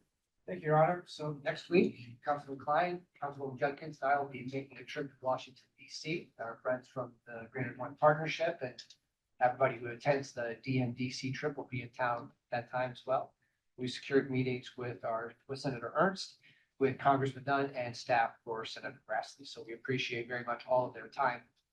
As we discussed last meeting, our primary conversation point with them will be about funding that the city has already been awarded, but for various reasons has either now been frozen for review, or in some cases, grant programs where we've received grants, that those programs have been ended, and there's an attempt to claw back those dollars or not make the award. These will be difficult conversations. We will be talking about quite a bit of money and then dollars spent on some of the things that you all have prioritized as the highest things for the city to get done, like getting people and property out of harm's way when it comes to flooding. The good news is, while this is difficult and there's no guarantee of success, our delegation has always been very happy to work with Clive. And we bring a partnership posture to our work and we show up in good faith, and we believe that they do as well. They're in a tough spot right now. So we're excited to hear sort of their perspective on how we might be able to still move forward and be successful here. And also hear their perspective on what might be available in the future for us to continue this important work. And one other thing I've been reflecting on as we head out there is that we know that in our politics right now, there are a lot of folks where emotions are running extremely high across the political spectrum. Clive benefits from its reputation for being composed and being professional, bringing that partnership posture to the work. And I think that same sort of ethic will serve us well when we are out in DC this coming week. It's that studious, it's that prepared, it's that creative approach that I think is going to get us some good from making the trip, as it has in the past. So I'm looking forward to spending time with Councilman Klein and Councilman Judkins while we're there, and visiting with a lot of our friends in the delegation. Anything else, Pete? Yeah. Maybe you could just take a moment to mention our issue with census. Since we've got prospective council members, they might be interested in hearing that. Absolutely. Yeah. In addition to the dollars that we discussed from the pre-disaster and disaster mitigation dollars that are tied up right now, we have already sent just about $400,000 to 391,000. let's toss a few more thousand in there just for the pain and anguish, right? We've got a lot of money we've already set. And because of the freeze that we've experienced in all of the federal agencies, that money now we're not sure what its status is. We're working on a shot clock because it only makes financial sense to conduct a special census if you get your results early enough to collect more road use tax dollars over the course of the next 5 years. Because 5 years from now, we'll do a normal census. If we don't have enough time to collect the extras, then the money doesn't make sense. So at this point, we just need clarity. If it's gonna get done, what time frame is it gonna get done? If it's going to get done in the time frame, then we can calculate what kind of financial sense it does or doesn't make. And then all of you can make a decision about whether we want to pursue that further or not. The other dollar amount that we are waiting on, and the process is sort of working, but the agency again is not talking dollars right now. That's the EPA Region 7 and our $500,000 grant that was awarded for Greenbelt Landing to construct a stormwater wetland. A lot of these dollars go back to fiscal year 22, maybe earlier than that. So they've been on the books for a while. It was passed by Congress. They appropriated the dollars, and they clearly stated their intent. There are provisions in those agreements that allow some clawing back or to rescind at times, but that's unusual, right? These aren't usual processes that we're sort of experiencing right now. So having good teammates in our federal delegation to help us get some sense on the best way to navigate moving forward will be valuable. Those would be the cluster of topics that we propose to take out to talk with our friends about. All right, thank you, Pete. Ben?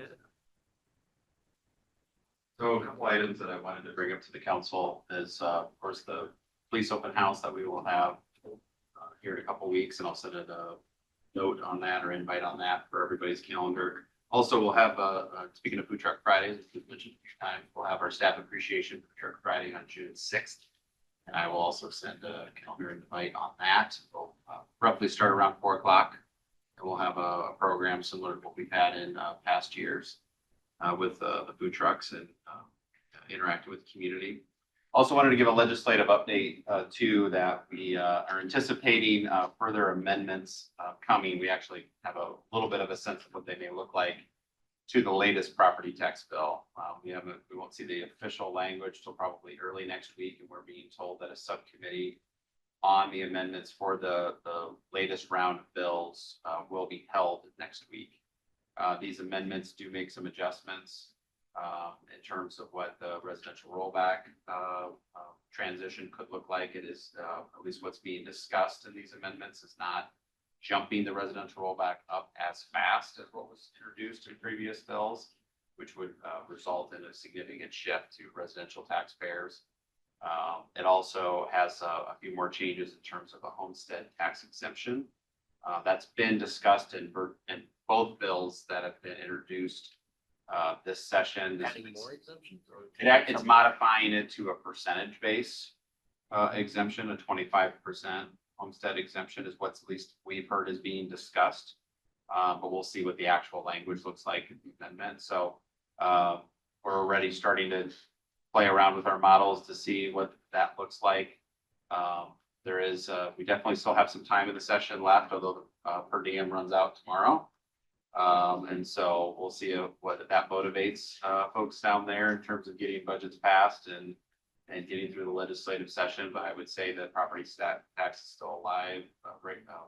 Limitations, restrictions, whatever form the bill will take is still a live discussion down at the State House, and whether something gets done this session or transfers over to an interim discussion, still don't know yet. But both the leagues team, a number of city lobbyists and city officials are still acting like this is definitely something that can happen this session. So in terms of being engaged in those discussions, providing analysis of what the impacts could potentially be, there's definitely a focus on eliminating the residential rollback and having all property classes be taxed at 100% of their assessed value.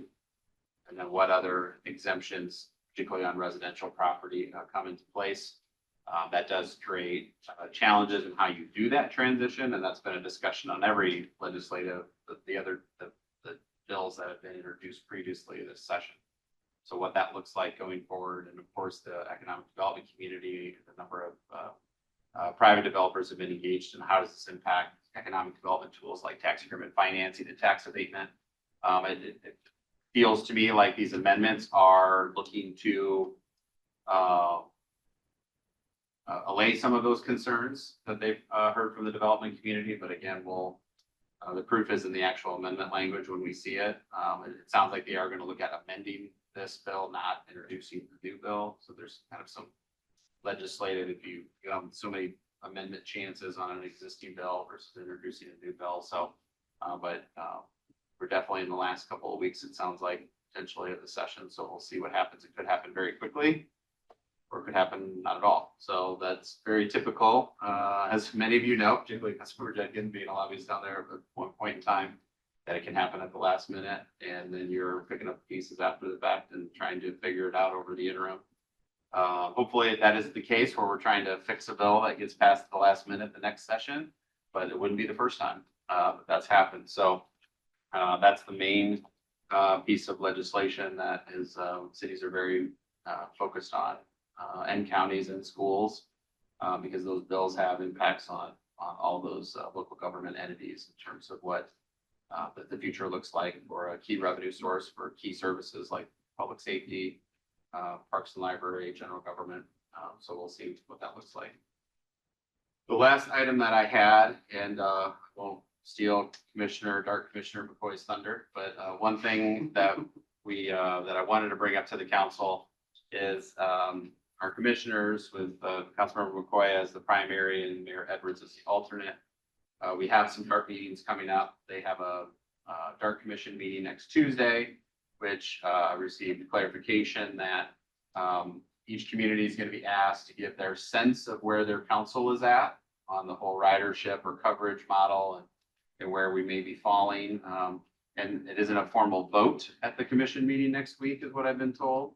It is giving a sense, so then the consultant staff team can start to put some sense of a recommendation together of where the commission is leaning as a whole, for a more formal vote by a commissioner at the May 19th meeting. Be two decisions. One would be on voting kind of where on the continuum the model will fall between ridership and coverage that the consultant and staff team would work to develop throughout the summer and into the fall. And then a second decision on the budget for it. So the two main options that were put out there is a status quo budget or something less.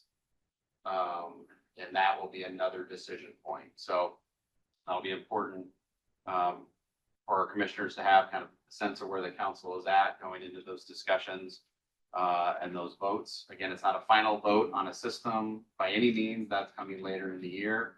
It's just a sense of direction. So one thing that'll be important for us, particularly to hear at that commission meeting next week, is where some of our neighboring communities are at as well, as we sit in the middle of a broader system. So that will be kind of the challenge for the staff and consultant team of what happens if you have communities that are all clustered together that have varying opinions, which very well happen, as happened in the past, I think, in some of these DART commission discussions. So we'll get maybe a sense of that next week. That will translate into some more formal votes on the 19th that will lead into the work into the summer on this Reimagine DART initiative. So I wanted to make sure council spent a little bit of time of maybe discussing that tonight or providing some direction, and then I'll turn over to Councilmember McCoy for any other thoughts he might have on that particular item.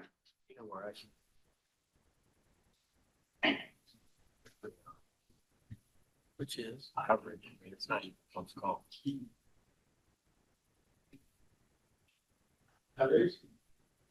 Just want to be as efficient as possible. I know we've looked at the various models, ridership versus coverage. I just want us to be as efficient as possible, and also with the realization that we give DART a lot of money and we don't have a lot of ridership. That's where the coverage option would optimize that. And it's best of the options that they provided. That's the closest thing that gets the city of Clyde efficient service. It seems like that to me too, but I couldn't tell from the presentation of taking that approach keeps the system strong enough to stay in place, because I do think it's important to not lose it altogether, because that gets really hard. Well, and I talked to Amanda about that, and she was in agreement with me that it's not gonna be one or the other. It's gotta be a blend. Okay. Right, so you're gonna do ridership in Des Moines, and then when you get to the outer burbs, you almost have, in my opinion, and she's not gonna commit to anything, but she certainly was in agreement with many of the concepts that I was. One thing I would offer too, that we discussed that night on that continuum argument, or point is, I have portions of the community that are closer to, say, more frequent ridership routes that might be, particularly on the east side of the community where we have a higher level of population and maybe population in need of public transit. So again, to your point, Councilmember Weaver, is there a blend potential where you might have a ridership component, but a much bigger coverage component as you get out in suburban communities? That, and I think in our discussions that night and my follow-up discussions with me as well, has been it's on a continuum somewhere. It's not going to be on either extreme, probably, and the model could change. And also, I think as you all talked about that night, is there could be a base level of service that you want to start with to see, does it generate ridership or not? Maybe it doesn't, or maybe it does. And then if the coverage model or a micro transit concept is intriguing to you all and to other communities, maybe there is an add-on that would be optional for a community to consider versus it having to be in the main, always considered in the main system that everybody agrees to. That you all kind of mentioned that night. I agree. Mayor? On board. Coverage, but again, it's what everybody's thrown out, those are things we discussed, and I think we're general. Yeah, my one reservation though is with that comment, that should we see if ridership can build DART back? For 2 decades, we've been doing ridership. Right? It hasn't built DART. It's imploded, right? So for me, being on that board for 10 years now, to even think you would continue with ridership model is insanity, right? I mean, it's what drove that. And Well, in total. That's- So You're right. yeah, if you did the full model based off of that, then yes, that's exactly. which has right. been the last That's decade. right. Right? And so to even say, do you want, that's where I'm gonna have that issue is when she said, do you want ridership or coverage?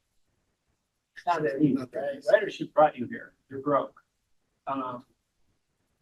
Literally, and so coverage is your option. Can you weave in, like you said, the ridership in important areas? To me, Clive needs DART on demand. As narrow as we are, and long we are, it's a perfect microtransit system for Clive. City of Des Moines will never.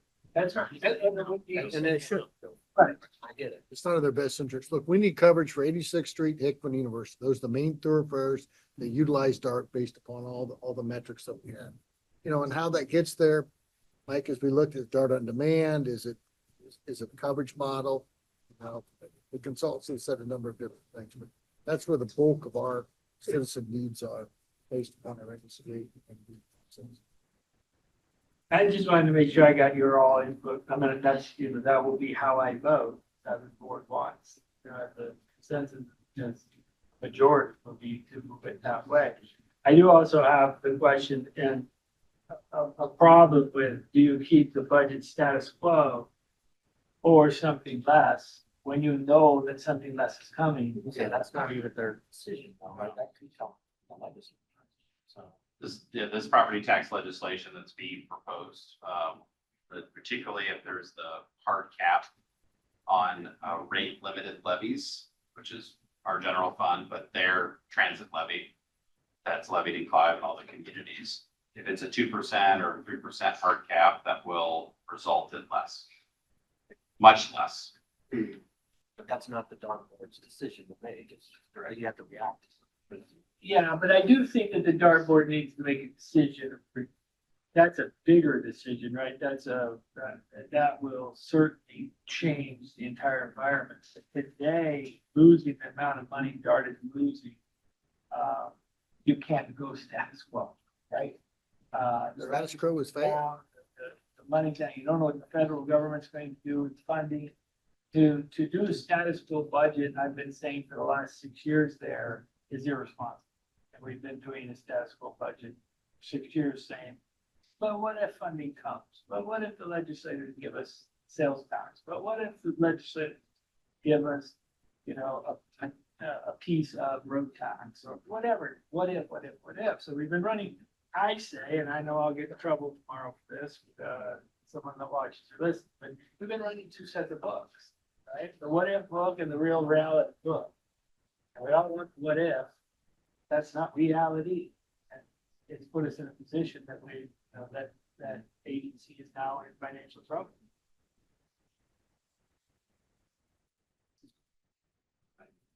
That's all I had, Your Honor, unless there's any questions.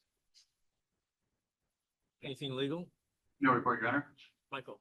No, Pete said he's going to a conference or something, in DC. I like him going to similar conference, Sin City, and garbage and waste, and poker and roulette. So it's very similar to where you're headed, but I'm going to a garbage, literal garbage and recycling, conference. You want to switch? No, it's the same. I mean, it's same experience, I think. In both places, DC or Vegas. But that's why I won't be attending that. So. In good hands. Well, this for me will be not my 30th time, but my first time was 30 years ago to this. So it's been quite an evolution during that time. So I'm not thinking this is going to be that easy or, very much a crapshoot on what this year is like, but we'll do our best. I mentioned at the last meeting that we have a 5-year implementation plan under consideration for the Walnut Creek watershed. And we will be having our follow-up meeting to really begin reviewing, giving feedback on May 12th. The document is now available.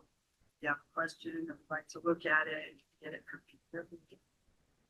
Obviously, welcome to come sit in on that. And I'd just like to close my remarks with mentioning being at Jay Byers' celebration of life on Friday. And I've known Jay since 1997 and very well. Our families were close. And so this has been a difficult time for me. But one of the things that came out during that conversation was a reminder of how he would talk about the Des Moines Metro having a secret sauce, and that regional approach that we're able to take has been such an important part of that. And so that probably would color my comments about DART, that I don't want to see something come down because we have failed to collaborate as so I just encourage all of us to continue to remember how important that has been to help our whole Des Moines Metro move forward. Very good. Great. Now, looking forward to the challenges in DC with pushing forward some of the important questions that we have with our electeds, and looking forward to getting hopefully bringing back some results. So that's it, Mayor. I have no report tonight. Anything else for the good of the order? Seeing none, we'll adjourn at 8:03.